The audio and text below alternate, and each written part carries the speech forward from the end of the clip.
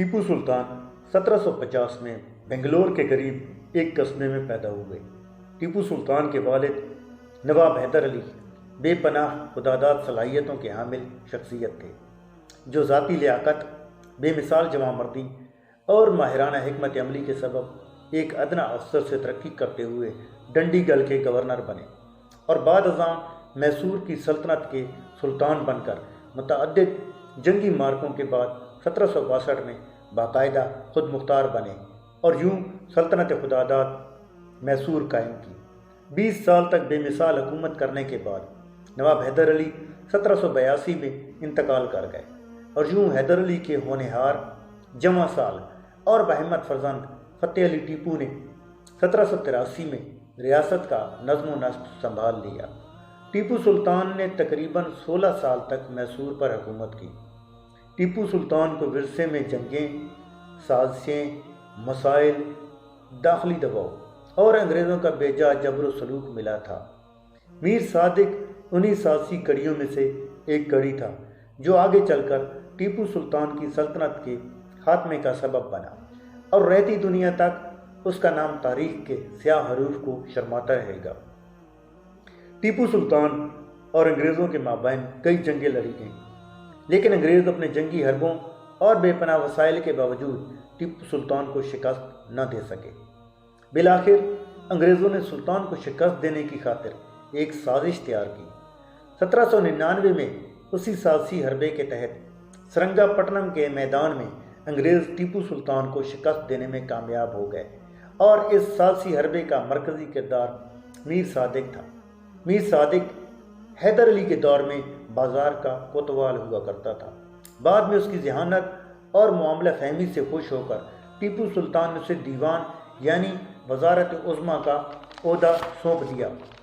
اس ترقی نے میر صادق کے حرص اور لالچ میں بے پناہ اضافہ کر دیا اور سلطان کا اعتماد جیتنے کے بجائے یہ شاہی خزانے میں بڑے پیمانے پر خرد برد کرنے لگا۔ ٹیپو سلطان تک جب اس کی بددیانتیوں کی اطلاعات پہنچی تو انہوں نے میر صادق کی تحقیقات کا حکم جاری کیا اور نتیجے میں میر صادق پر فرد جرم عائد کر دیا گیا اور سلطان نے اس کو عہدے سے برطرف کرنے کے ساتھ اس کے تمام اثاثے ضبط کرنے کا حکم دیا۔ اس معاملے میں بے شمار ناجائز مال و دولت میر صادق کے گھر سے برآمد ہوا، لیکن کچھ عرصے کے بعد ایک خوشی کے موقع پر میر صادق نے ٹیپو سلطان سے معافی طلب کی اور ایک تحریری عہد نامے پر اللہ اور رسول کی قسمیں کھا کر سلطان کو اپنی وفاداری کا یقین دلانے میں کامیاب ہو گیا۔ ٹیپو سلطان اپنی رحم دلانہ سوچ سے مجبور تھا، لیکن اسے یہ نہیں معلوم تھا کہ میر صادق دل ہی دل میں انتقام لینے کا سوچ رہا تھا۔ آخر یہ موقع انگریز نے اسے فراہم کیا اور اس طرح انگریزوں کے تعاون سے میر صادق ٹیپو سلطان کے خلاف سازشوں کے جال بچھاتا چلا گیا۔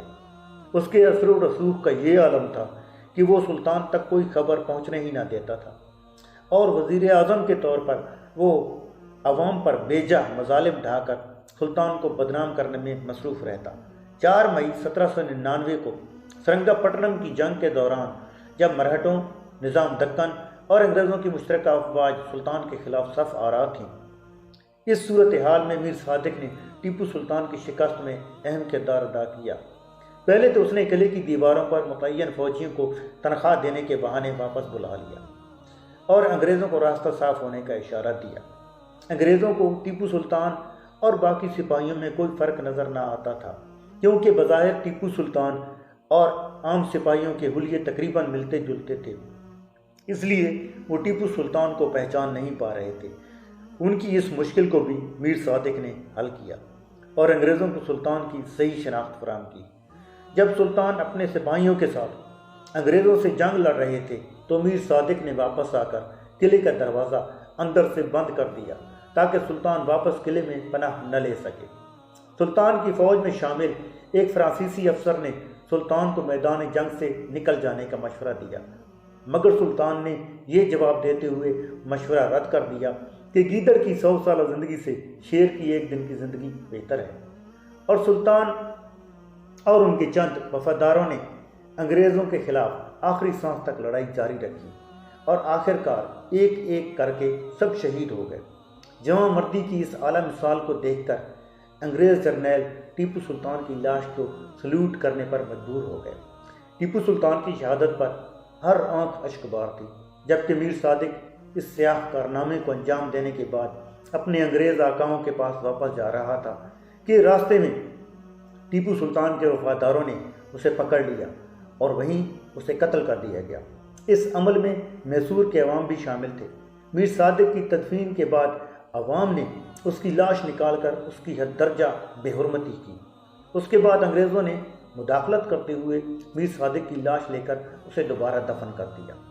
میر صادق کے انجام کے بعد میر صادق کی آنے والی نسلیں غداری کے صلے میں انگریزوں سے ملے وظیفے پر گزر بسر کرتی رہیں۔ ہر مہینے میر صادق کی نسل میں سے جب بھی کوئی وظیفہ لینے آتا تو آواز لگائی جاتی کہ میر صادق غدار کے ورثہ حاضر ہوں۔ اس طرح انگریزوں کا یہ وظیفہ میر صادق کی نسلوں کے لیے ایک گالی بن کر رہ گیا۔ آج بھی جب سیاح ٹیپو سلطان کی قبر پر اظہار عقیدت کے لیے آتے ہیں تو گائیڈ وہیں پر موجود میر صادق کی قبر انہیں دکھاتا ہے اور اس کی غداری کے قصے سناتا ہے۔ دوستو، اگر ویڈیو پسند آئی ہو تو لائک ضرور دیتے جائیے گا اور ہمارے چینل کو سبسکرائب ضرور کیجیے گا۔ دعاؤں میں یاد رکھیے گا۔ اللہ حافظ۔